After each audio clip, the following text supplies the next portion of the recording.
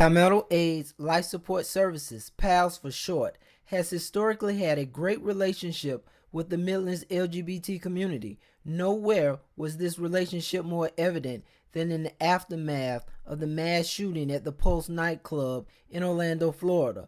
PALSS immediately responded to what we now know to be the worst mass shooting in our nation's history by offering services and resources to those in our community who may have been directly affected or emotionally impacted by this tragedy.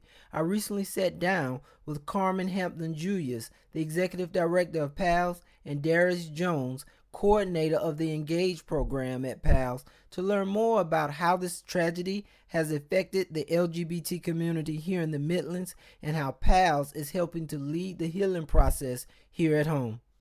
Carmen, how are you doing today? I'm well today. I'm hoping you are too. I am. Thank you for taking time to sit down with me. Before we get started, if you would you tell us a little bit about the role of PALSS here in the Midlands? Well, PALSS is actually the first AIDS service organization in the state of South Carolina, and we serve primarily the Midlands area, providing case management, HIV testing, education services, health services, housing, and other human services for persons impacted by HIV disease. Okay. Dealing with the fact that you guys deal with HIV and AIDS, I know PALSS has a great relationship with the LGBT community. And I would like to know, since the incident in Orlando, what has been the mood here at the office or, with the community that you guys serve? Well, historically, the LGBT community has been very supportive of AIDS services internationally, but particularly right here in the Midlands, our community partners have been historically supportive of us. And so when the tragedy happened in Orlando, we almost immediately understood that there was a lot of sadness, a lot of anger, a lot of confusion, a lot of grief. That tragedy impacted everyone. Even though it wasn't here in Columbia, folk here in Columbia felt the impact of that tragedy. So, PALSS has been wanting to reach out and make sure that, we are part of the healing, that we are, giving back to the community that has supported us for so long. And our, initial idea was to, participate in vigils and candlelight vigils and all of the kinds of things that have been going on in the community. We felt that that was just not enough. We felt like that it wasn't helping enough with the healing. And so we came up with the idea of using the services that we already have to help the community. Initially, we thought about our, food pantry and those kinds of things, but we know those are practical kinds of things. But when we saw the pain and the heartache in our community partners, we realized that our behavioral health program might be a better way to contribute to the healing. And so what we decided to do was offer behavioral health services to anyone who feels like they may be impacted by the Orlando tragedy. By behavioral health, we mean individual counseling, therapy, talk therapy with our trained and licensed counselors who can help folk kind of make sense of this new environment, make sense of some of the sadness and grief that they're feeling, help them to manage the anger and pain that they're feeling. So we're doing that as our contribution to a community who has just loved us and supported us for 30 years. Now, Carmen, when you talk about behavioral health services, can you tell me a little bit more specifically what type of services are you guys offering? Well, behavioral health is what used to be called mental health services. It's basically counseling, individual counseling or group counseling. For the purposes of what we do at PALSS, we're providing individual counseling to persons, and we assist with all manner of issues, depression, grief, anxiety, anger management, any of those kinds of issues that people are dealing with. We want people to have a high quality of life. We want people to enjoy the life that they have, and so sometimes counseling helps you to kind of work through the rough patches. A lot of times people don't identify when they're feeling sad or they don't understand why they're feeling anxious. And our licensed counselors are trained to help you figure out those things, help you work through those challenges so that your quality of life can be better. Now, are those services opened? Number one, are those services free to the community? And can members who might have loved ones that might be affected, they might not necessarily be members of the LGBT community, but have loved ones who've been affected, are they welcome to those services as well? Absolutely. The services are open to anyone in the community who has need of them. We certainly will offer at least our first session at no cost to anyone who requires or requests it. We do accept all major insurances. For persons who cannot afford to pay anything or do not have insurance, we will work out something with them. Certainly for persons who can pay a little bit, we have a sliding fee scale where people, can pay what they can afford. But we want people to come in. So the first session, we are not charging, that's at no cost, and we really want people in the community to know about this so that they can take advantage of that. Okay. Have you seen many people come in recent weeks? In recent weeks, that has been a major topic of conversation for almost anyone who comes in for any services. Okay. But, and that's how we know how great the impact is. That's just been a topic of conversation for almost anyone.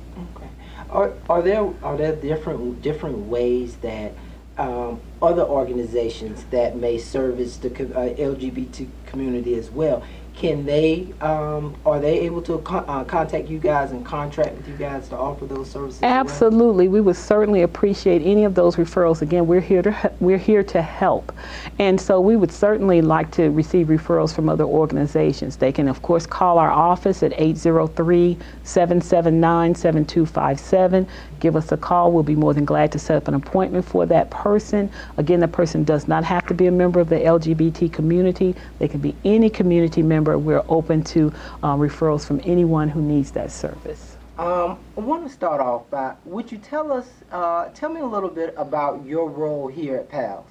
Well, I am the Engayge Program Coordinator. Engayge is our MSM, our LGBT program here at PALSS, and what we do is, through Engayge, we seek to build community by having open and honest conversations with the community in safe places or safe havens, or someone's home or some community center that the LGBT community uses.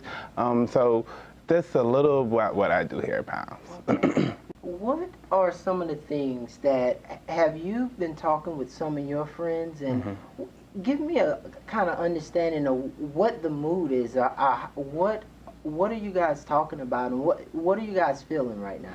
Well, to sum it up, fear. You have a lot of individuals here in Columbia and in South Carolina that goes to Florida, that goes to Orlando, not just to party, not just for pride, but they have family there as well. And actually, one of our clients actually was in Orlando that night. So the community itself is fear, is hurt. We're looking for, someone we can trust, that we can talk to. So to sum it up in a nutshell, basically fear, a lot of fear. What the climate in Columbia? Columbia has changed a great deal over the years, and we struggled in the beginning with just racial injustice and inequality. How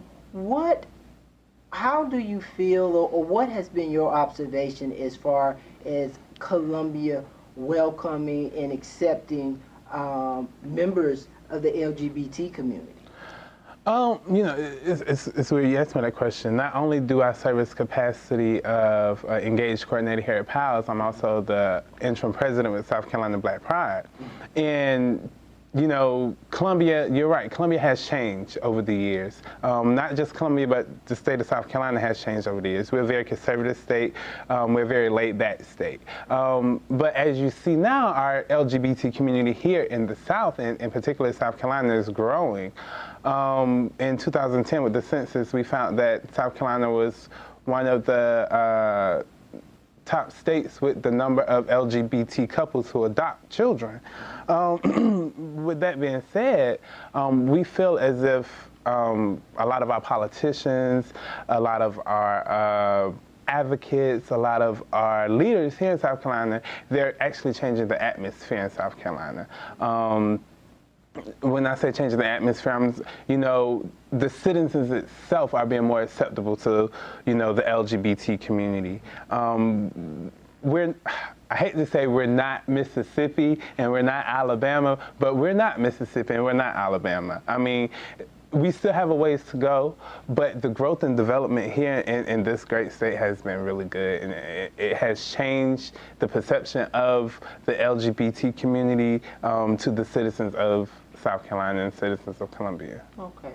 Have you seen or heard any change in behavior or just awareness when you talk about the night scene in the LGBT community?